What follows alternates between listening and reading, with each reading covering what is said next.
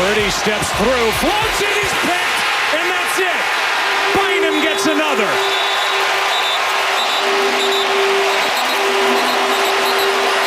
The Vikings with another takeaway. And that interception will end the night with one snap to go, and the Vikings are going to move to 3-4. Now, back to Steiny and Guru on 95.7 The Game. How can it end the night if there's still one play to go?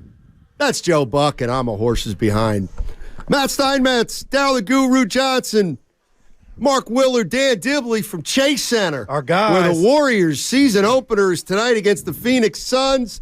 Gents, can you hear me? Yeah, we got you. We got you loud, clear, Dynamite. and everywhere else in between. I believe it was Jay-Z who said grand opening, grand closing. Wow. Because this is opening, but that ass is over. I mean, Niners, are they in the market for a quarterback, Steiny? Oh, boy. Are we tanking for Caleb now? Oh, boy.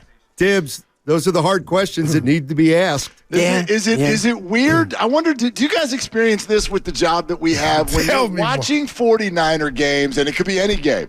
One of the last times we were here in this exact spot at the team store getting ready for the supposed Game 6 closeout of the Sacramento Kings. Like, do you ever watch games? And I know some of us are fans of these teams. Some of us aren't. Some of us only fans of some of them. But, like, I've got to a point in my life where a loss like that is almost less about my fandom. What I'm upset about is not the 49ers losing, but having to listen to what everyone's going to say about this the next day. Dude, Willard. The overreaction is just oh my God. Like, there's plenty of stuff. There are problems, and we're going to get to all of it as you guys have. But I've reached that point in my life where I'm, like, less upset about the loss, and I'm more upset about having to, like, hack through all of these opinions with a machete. Hey, Steiny, sit this one out. Let me respond to that if you don't mind. Let's go. Let me tell you what this dude has done. The one and only Kirk Cousins fans that I know has come in here today when the boss put on the poll last night, should Steiny have the day off. But you know what? I don't know where that guy is. He's not on air. He's not at the coffee machine. This guy's acting like nothing to see here, bud. But what he's done to his partner, his Robin, his Kobe, is stab me in the back and put on my shoulders that I'm the guy ready to jump off the 10th floor on Kearney because of what happened these last 2 weeks. And he's sitting back mocking me when, in essence, I will admit, I am shocked with the last Steve Young quarters of this football team. I don't know where the D is.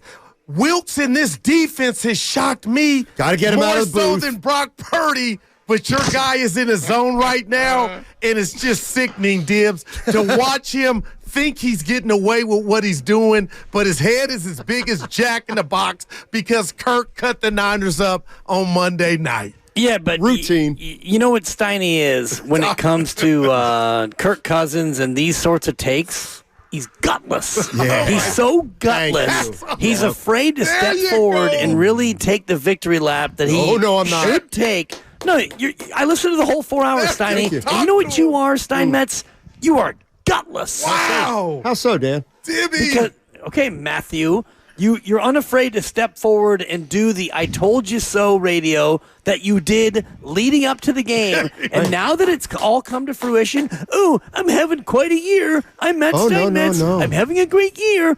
Well, have a year. Have a day, Steinmetz. Thank you. And go ahead and blow your own horn, toot. You know, it's interesting because I was talking to Matt Nahigian before the show, and he goes, "What do you think?" And I'm like, I tell you what, it's a good game last night, and and we both agreed that this can't be about me. Who cares about me? I mean, I've been right before. This game is about the San Francisco 49ers, and the Minnesota Vikings, and what happened last night. That's what what it's all about. Oh, the humility's amazing. Can I ask another question? I love you too. Sure. Steiny, what is it that you were right about? Because I'm not sure I'm even clear on what your opinion is. Well, I do know that you love to poke and prod Goo about his all day long. Thank you, Willard. This hell of a year thing that you're doing, baby. this hell of a year thing that you're doing seems to be hypotheticals that you throw out, seemingly trying to push people in a certain direction, and then if it comes to fruition,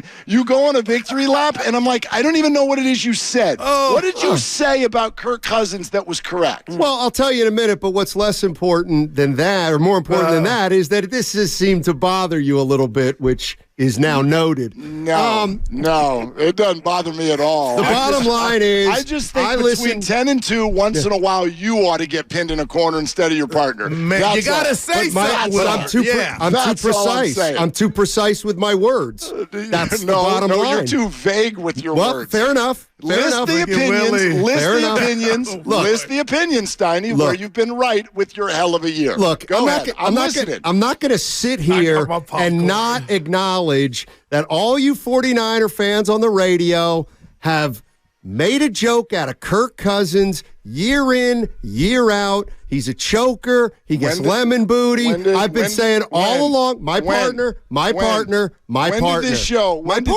ever? So you're not talking to your partner right now. You're talking to us. When did we say that about Kirk Cousins? You said you take Purdy ahead of Kirk Cousins. I did. Well, that was a bad take. No, it wasn't. That was one football game. Mark. Oh, no. Mark, get out of here. Mark, who would Kyle Shanahan take? Steiny, what would have happened if Charvarius Ward had held on to the ball? Yeah. How about that? Then what would you be saying? Would you be victory lapping this amazing 2-interception performance that Kirk Cousins had?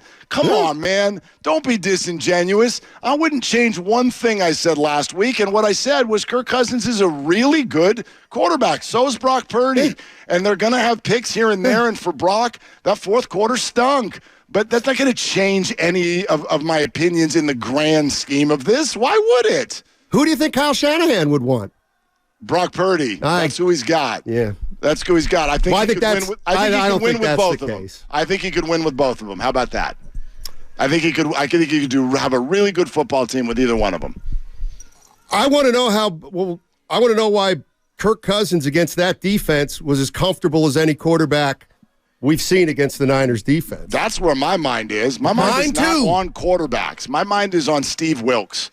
I don't understand so much of what I saw, and more importantly, as I try to do, I try to let the team sort of lead and help shape my opinion because they're there and they know what's going on. When I hear Kyle Shanahan and Nick Bosa on the low take shots at Steve Wilks in the post-game press conference, expressing their discomfort with the way that game is being called defensively, when we know how much talent this team has and how good they've been in the past, that is my number one and maybe only question right now. The rest of the stuff, circumstantial. There were bad plays by a lot of different players, but we got to talk about why Nick Bosa suddenly thinks there's too much blitzing. We got to talk about why Kyle Shanahan clearly hated the blitz call right before halftime, which made absolutely no sense and, in my opinion, cost them the football game. Nick Bosa might need to look inward, according to Evan Giddings. I like it. Dibs, give me something. I mean, what do you want? You're talking about Kevin O'Connell, who comes from a system that has seen the 49ers offense many times, and they've seen the 49ers defense many times, and they devised an offense that would counteract what the Niners defense could do. But I think if we want to lay blame, and it's what we do here in Sports Talk Radio, and it's not a Victory Tuesday, it's a Blame Tuesday. And I know we've got the Warriors here tonight, and we're going to get all up in Warriors and Suns. It's one of 82, but it's the opener, and there are a lot of machinations, Steiny, as you would like to say, around the Warriors. But if you look at last night and you want to do the blame game, I look at the defense more than I look at Brock Purdy, who was less than ordinary with the 2 interceptions, and they both were bad throws. The second one was very much ill-timed, but I look at a defense that has been largely figured out, and the front has no real pass rush, and we've all talked about the secondary as maybe the one weak spot all year, and they got absolutely gashed by Kirk Cousins. And also, the thing that was even more alarming to me was the number of missed tackles again for the second straight week. This team that is a tackling machine is not tackling. And when you don't tackle and you allow third down conversions and you lose the time of possession battle, you put a lot of pressure on an offense that was compromised down your two of your 5 best players on offense were out. Can I ask Dibs a real quick question? Because I asked him this last night, and it's not a smart guy. How much did Juszczyk play last night? Because it doesn't seem like he was in as much as games in the past. I will check the snap count, but I would imagine he was in probably about the usual 60%. But when they did get behind and they had to throw, when you've got to throw, then you're going to go to 3 wides, which means you're either taking Kittle off the field or Juszczyk, and they took Juszczyk off the field a lot more often. And, Brock missed on not a bunch of throws. He stood in there and made a couple of really, really big throws early in that game. And I think the game swung on what Mark was, raging about. And Mark doesn't often rage. And I saw it on the text thread this morning, and I saw it last night in your video. And this morning you had a chance to sleep on it. That 0 blitz call for a team that, honestly, you shouldn't have to blitz. When you've got Bosa, Hargrave, Gregory, Armstead, Givens, we all know the names. When you have that front, you shouldn't feel like you have to blitz. And whether or not he wants to be in the booth or on the sideline slapping guys on the shoulder pads, it's not up to me to say how he should coach. But that coaching call was atrocious, and that was the call that ultimately cost him the game. If you're playing Madden, that was atrocious. Like, Willard, why are you blitzing? All you got to do is let the Viking player with 16 seconds catch the ball, keep them in front of you, and it's over. You go to halftime. Why are you blitzing there? We saw Robert Saleh with the same unit without Hargrave parlay that into a job. We saw D'Amico Ryans with all that fire. Parlay that into a job. And why I'm mad, I'm upset at myself because I put this Niner defense to kick the crap out of the Cowboys on Sunday Night Football. This showed us last year just how dominant of a unit they are. All of a sudden, when I said, hey, Matthew Stafford and the Rams won the time of possession game, everybody went, no. They matumbled me and told me, oh, that's just because he was getting rid of the ball quick. Yeah. That's the only reason that happened. Nothing to see here. P.J. Walker, they're running the screen game on you last week, and all of a sudden, the first play of yesterday's game, a toss to the left for 12 yards on this Niner D, and they pretty much let Kirk Cousins do whatever they wanted. Now I feel like they got a corner issue if you want to talk about confidence mixed with the flags, and I'll say this, bring your ass out from up the booth. That might help you, Wilkes, but what I won't blame Wilkes for, guys, is Hargrave, Bosa, and Armstead. I ain't forgot about you, Mr. Sacramento. Why are you guys not getting home when Kirk Cousins dropped back 50 damn times damn near and not get to the QB? That's scary. You're listening to 95.7 The Game, KGMZ FM and HD1 San Francisco. Always live on the free Odyssey app, Twitch and YouTube, powered by First NorCal Credit Union. Yeah, I don't even worry actually about the DBs. I don't because the DBs are a product of the pass rush. And if you give a competent NFL quarterback, and my goodness, Kirk Cousins certainly is one, if you give him that type of time, he is going to complete passes. That's how it works in the NFL. You cannot just chase Jordan Addison all over the place and be like, cover him. Just stop him from getting open for 4 or 5 seconds. That's stupid. That does not work in the NFL. So whatever the intricacies are of why this pass rush and this run defense, whatever the intricacies are of why they're not producing, needs to be figured out. It needs to be figured out fast, and it is the number one problem that the 49ers are facing. There's all kinds of stuff that comes out of last night that doesn't get brushed off. Jake Moody is a growing issue, and what Purdy did in the fourth quarter, here's the question I would have for the offense. The offensive question for me is, can you perform? And this is why that Kyle Shanahan stat about 0-36 when down by 8 or more starting the fourth quarter. Yep. Here's why, to me, that's significant. I want to see the 49ers offense succeed when the defense knows you're going to pass. That's the only question I've got left. And it's a Brock question, and I guess, therefore, a Kyle question. But it's a big one, Willard. That's it's a very big one, and that is, can you function and move down the field when the other team knows that you're going to throw the ball? It takes all of the movement and the McCaffrey and all of that stuff out of play. That's the question that I've got left. But for me, that is a smaller question than the highest paid defensive line in all of football running into brick walls on a week in and week out basis, letting running backs do what they're doing, letting quarterbacks have all kinds of time. This season will not go where it is thought that it can go if they do not figure that out. And even when they were winning a lot of games, it was masked by some other things, the offense not turning the ball over, for example. But let's be real, they have not looked like we thought they were going to look the whole time, all 7 games. They've not quite been as dominant as we thought they would be. What? I got to disagree with you there. How so? Well, they humiliated Pittsburgh and they humiliated the Dallas Cowboys. Those are 2.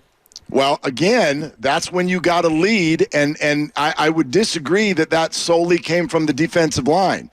The defensive part of the ball that is playing well for the 49ers is their linebackers.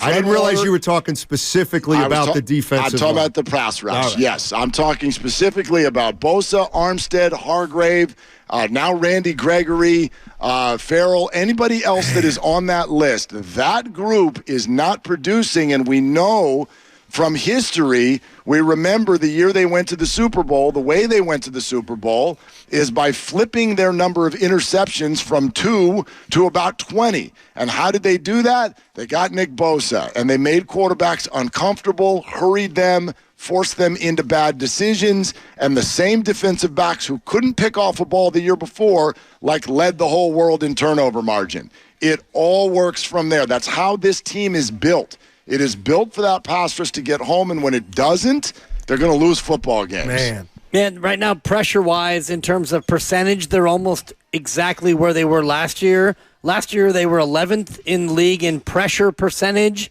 at 23%. This year, they're at about 23%, and they're 16th. But I think in terms of, meaningful pressure, last night was a time where you needed 1 or 2 really pressurized plays. Nick Bosa, Javon Hargrave, Randy Gregory, make something happen. Force Kirk Cousins into a mistake, and you didn't make him uncomfortable at all night, and therefore he picked you apart, and the linebackers did not have a good game.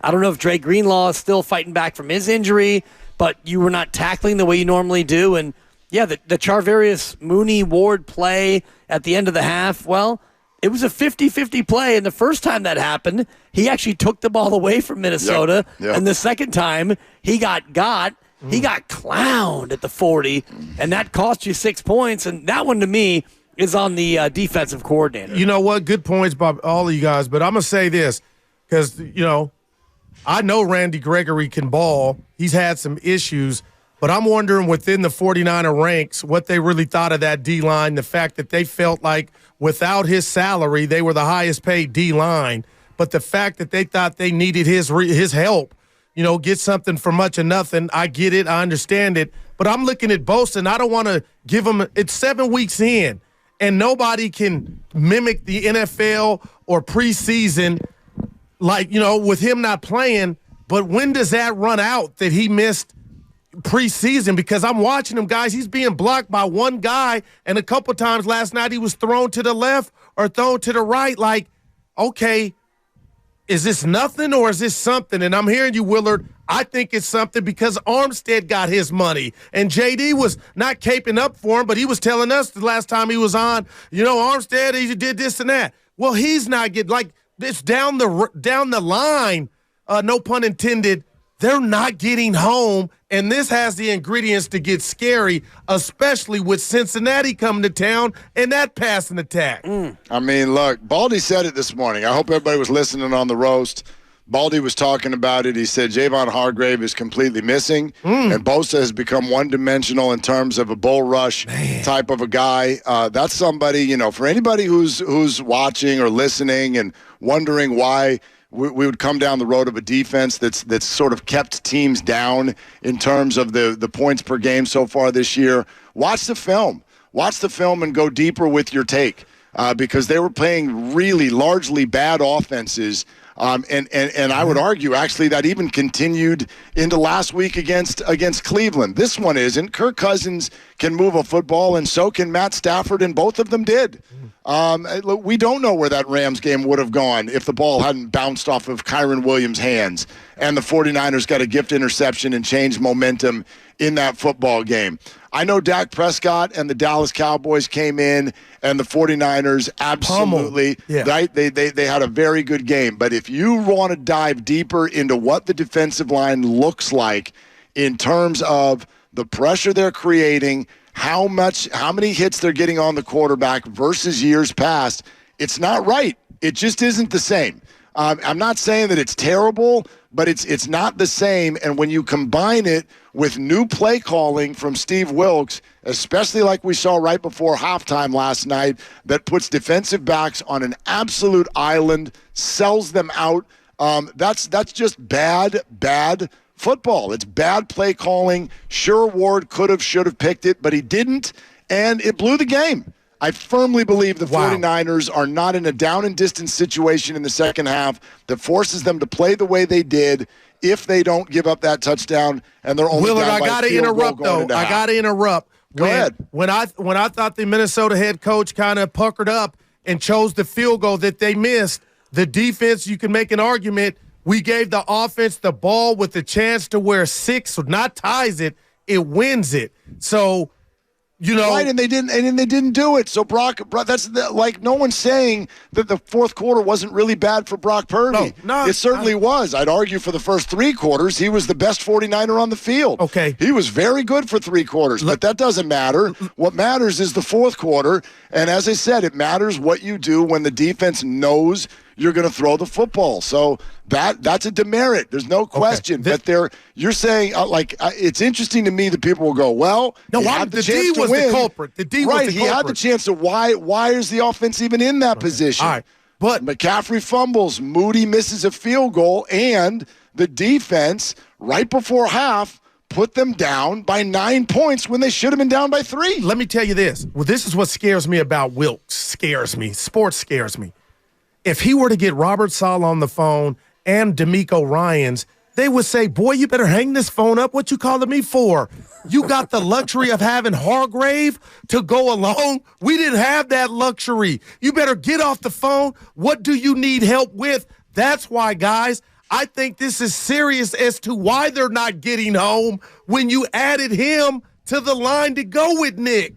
Right. Right, and I think that there's a lot of pieces to this. One is the fact that Nick Bosa missed training camp, and John Lynch himself said you need 3 games to get sharp and you need to get ready. And, well, now he's played more than 3 games, and he's still not sharp, and he's still not affecting games. And you can miss me with the PFF grade and whatever they gave him last night. Right. And, he gets an 89. Well, he was a non-factor. And Javon Hargrave has had great games, but by and large, he has not been the game wrecker inside the interior of the defensive line that you've been looking for. And Eric Armstead's been solid, but he hasn't been flashy. They've had no real threat in terms of pass rush and in terms of game wreckers. And we all watch a ton of football each and every day on Sunday. And you look at guys like Myles Garrett, and he's a guy who is absolutely ruining games. You look at monsters around the league, and the Niners should have one of these monsters. Yeah, but they're not having their monster on defense have that kind of performance. And then